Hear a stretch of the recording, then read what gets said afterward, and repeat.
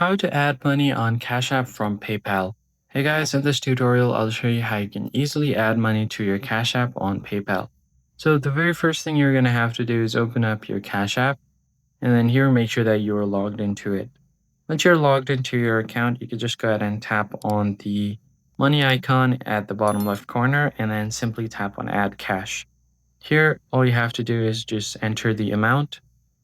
So just you can select your pre-placed amount, or if you want to add a custom amount, tap on the three dots and then you can tap on add. Then it will ask you to enter your card details. There you just have to enter your PayPal information and you have successfully added your money on Cash App using PayPal. And that's pretty much it. As you can see here, the cash balance has now increased by $150.